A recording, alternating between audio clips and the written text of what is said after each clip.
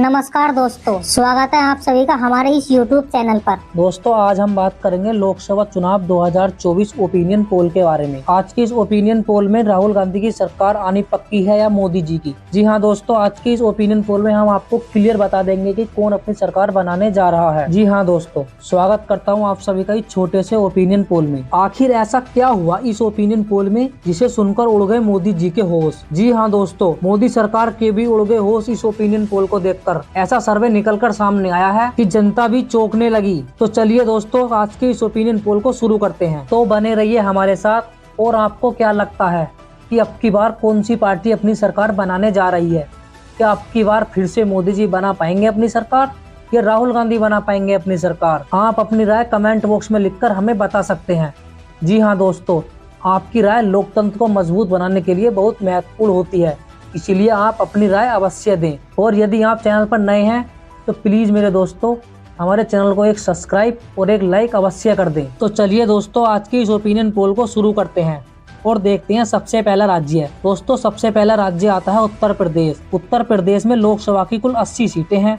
यहाँ पर एनडीए अर्थात बीजेपी के खाते में 35 लोकसभा सीट, जबकि इंडिया अर्थात कांग्रेस के खाते में 45 लोकसभा सीट जाती दिख रही हैं। चलिए दोस्तों, इसके बाद अगला राज्य आता है केरल। केरल में लोकसभा की कुल 20 सीटें हैं। यहाँ पर बीजेपी का खाता खुलने की कोई संभावना नहीं है। जी हाँ दोस्तों, यहाँ पर बीजेपी की पूरी तरह से लुटिया डूबती नजर आ रही है। यहाँ पर केरल की 20 लोकसभा सीट कांग्रेस के खाते में जाती दिख रही है। चलो इसके बाद अगला राज्य आता है हरियाणा। हरियाणा में लोकसभा की कुल 10 सीटें हैं। यहाँ पर एनडीए अर्थात बीजेपी के खाते में 4, जबकि इंडिया अर्थात कांग्रेस के खाते में 6 लोकसभा सीट जाती दिख रही है। तो चलिए दोस्तों, इसके बाद अगला राज्य आता है बिहार। बिहार राज्य में लोकसभा की कुल 40 सीटें हैं। यहाँ पर बीजेपी अर्थात एनडीए के खाते में 20 एंड कांग्रेस अर्थात इंडिया के खाते में 20 लोकसभा सीट जाती दिख रही हैं। अर्थात हम कह सकते हैं कि दोनों के बीच बराबर की टक्कर देखने को मिल सकती है। तो चलिए दोस्तों, इसके बाद अगला राज्य आता है पश्चिम बंगाल। पश्चिम बंगाल में लोकसभा की कुल 42 सीटें हैं। यहाँ पर बीजेपी के खाते में 12, जबकि कांग्रेस के खाते में 30 लोकसभा सीट जाती दिख रही है। यहाँ पर भी बीजेपी को बहुत नुकसान का सामना करना पड़ सकता है। तो चलिए दोस्तों, इसके बाद अगला राज्य आता है महाराष्ट्र। महाराष्ट्र राज्य में लोकसभा की कुल 48 सीटें हैं। यहाँ पर बीजेपी के खाते में 18, जबकि कांग्रेस के खाते में 30 लोकसभा सीट जाती दिख रही हैं। यहाँ पर भी बीजेपी को थोड़े से नुकसान का सामना करना पड़ सकता है। तो चलिए दोस्तों, इसके बाद अगला राज्य आता है पंजाब। पंजाब राज्य में लोकसभा की कुल 13 सीटें हैं और यहाँ पर बीजेपी का खाता खुलने की कोई संभावना नहीं है। जी हाँ दोस्तों, यहाँ पर भी बीजेपी की लुटिया डूबती नजर आ रही है, जबकि 13 की 13 लोकसभा सीट कांग्रेस के खाते में जाती दिख रही है। तो चलिए दोस्तों, इसके बाद अगला राज्य आता है कर्नाटक। कर्नाटक में लोकसभा की कुल 28 सीटें हैं। यहाँ पर बीजेपी के खाते में 12,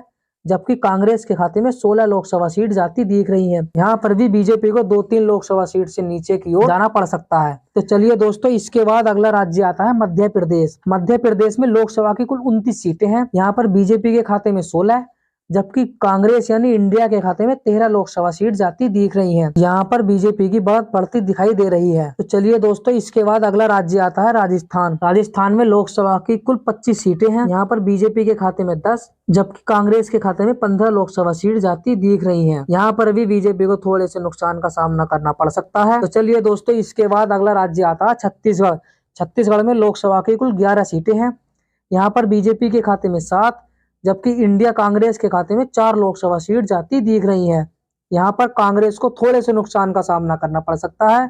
और इसके बाद अगला राज्य आता है उत्तराखंड। उत्तराखंड में बीजेपी के खाते में 4, जबकि इंडिया कांग्रेस के खाते में 2 लोकसभा सीट जाती दिख रही हैं। तो चलिए दोस्तों, इसके बाद अगला राज्य आता है हिमाचल प्रदेश। हिमाचल प्रदेश में 4 लोकसभा सीट हैं। यहाँ पर दोनों के बीच बराबर की टक्कर देखने को मिल सकती है। यहाँ पर दोनों के खाते में 2-2 लोकसभा सीट जाती दिख रही हैं।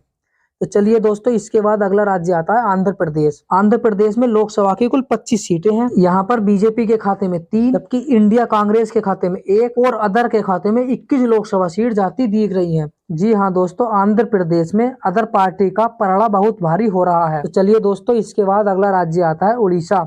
उड़ीसा राज्य में लोकसभा की कुल 21 सीटें हैं। यहाँ पर बीजेपी के खाते में 4, जबकि अदर के खाते में 17 और इंडिया कांग्रेस के खाता खुलने की कोई संभावना नहीं है। यहाँ पर कांग्रेस को भारी नुकसान का सामना भी करना पड़ सकता है। तो चलिए दोस्तों, इसके बाद अगला राज्य आता है तेलंगाना। तेलंगाना राज्य में लोकसभा की कुल 17 सीटें हैं। यहाँ पर बीजेपी के खाते में 3, जबकि इंडिया गठबंधन के खाते में 17 और अदर की बात करें तो उनके खाते में 3 लोकसभा सीट जाती दिख रही हैं। यहाँ पर बीजेपी को थोड़े से नुकसान का सामना करना पड़ सकता है, जबकि कांग्रेस का पलड़ा भारी होता नजर आ रहा है। चलिए दोस्तों, इसके बाद अगला राज्य आता है गुजरात। वैसे तो गुजरात राज्य को बीजेपी के गढ़ माना जाता है, लेकिन आप ओपिनियन पोल को देखिए और आपको पता चल जाएगा कि यहाँ पर किसको कितनी सीटें मिलने का अनुमान है। गुजरात राज्य में लोकसभा की कुल 26 सीटें हैं। यहाँ पर बीजेपी के खाते में 20, जबकि इंडिया के खाते में 26 लोकसभा सीट जाती दिख रही हैं। यहाँ पर बीजेपी को भारी बढ़त का फायदा मिलता नजर आ रहा है। तो चलिए दोस्तों, इसके बाद अगला राज्य आता है असम। असम राज्य में लोकसभा की कुल 14 सीटें हैं। यहाँ पर बीजेपी के खाते में 9, जबकि इंडिया महागठबंधन के खाते में 5 लोकसभा सीट जाती दिख रही हैं। तो चलिए दोस्तों, इसके बाद अगला राज्य आता है झारखंड। झारखंड राज्य में लोकसभा की कुल 14 सीटें हैं। यहाँ पर बीजेपी के खाते में 5, जबकि इंडिया महागठबंधन के खाते में 9 लोकसभा सीट जाती दिख रही हैं। यहाँ पर भी बीजेपी को थोड़े से नुकसान का सामना करना पड़ सकता है। तो चलिए दोस्तों, इसके बाद अगला राज्य आता है गोवा। गोवा में लोकसभा की 2 लोकसभा सीट है और गोवा की 2 लोकसभा सीट बीजेपी के खाते में जाती नजर आ रही हैं। यहाँ पर कांग्रेस को भारी नुकसान का सामना करना पड़ सकता है। तो चलिए दोस्तों, इसके बाद अगला राज्य आता है अरुणाचल प्रदेश। अरुणाचल प्रदेश में लोकसभा की कुल 2 सीटें हैं। यहाँ पर बीजेपी के खाते में 1, जबकि कांग्रेस के खाते में भी 1 लोकसभा सीट जाती दिख रही है। यानी कि हम कह सकते हैं कि दोनों के बीच बराबर की टक्कर देखने को मिल सकती है। चलिए दोस्तों, इसके बाद अगला राज्य आता है मेघालय। मेघालय राज्य में लोकसभा की कुल 2 सीटें हैं और यहाँ पर भी दोनों के बीच बराबर की टक्कर देखने को मिल सकती है, अर्थात दोनों के खाते में 1-1 लोकसभा सीट जाती दिख रही है। चलिए दोस्तों, इसके बाद अगला राज्य आता है मणिपुर। मणिपुर राज्य में लोकसभा की कुल 2 सीटें हैं और मणिपुर की 2 लोकसभा सीट कांग्रेस के खाते में जाती नजर आ रही है। यहाँ पर बीजेपी का खाता खुलने की कोई संभावना नहीं है।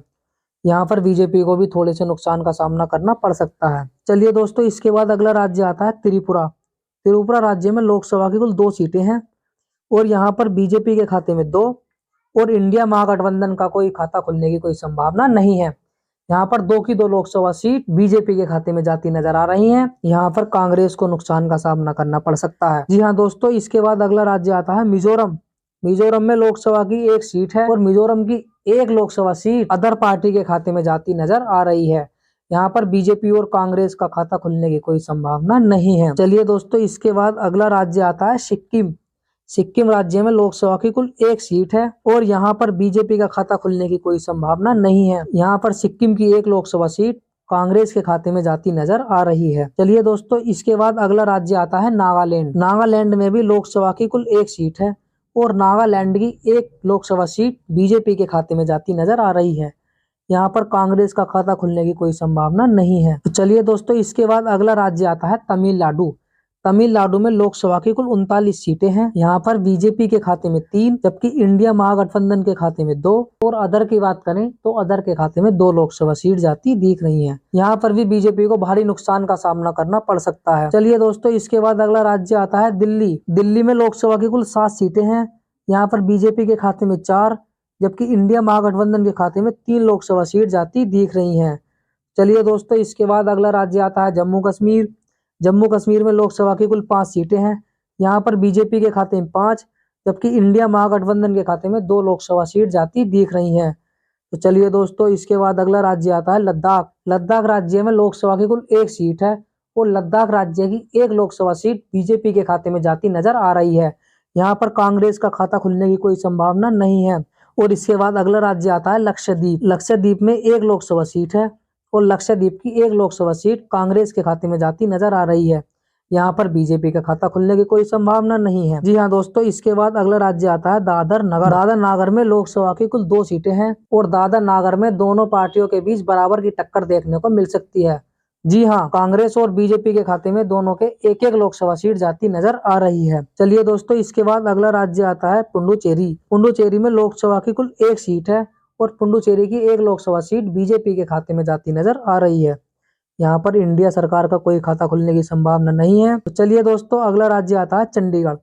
चंडीगढ़ में लोकसभा की कुल 1 सीट है और यहाँ पर 1 लोकसभा सीट इंडिया महागठबंधन के खाते में जाती नजर आ रही है।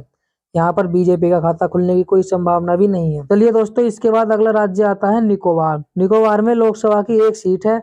निकोबार की 1 लोकसभा सीट कांग्रेस महागठबंधन के खाते में जाती नजर आ रही है। जी हाँ दोस्तों, यहाँ पर भी बीजेपी का खाता खुलने की कोई संभावना नहीं है।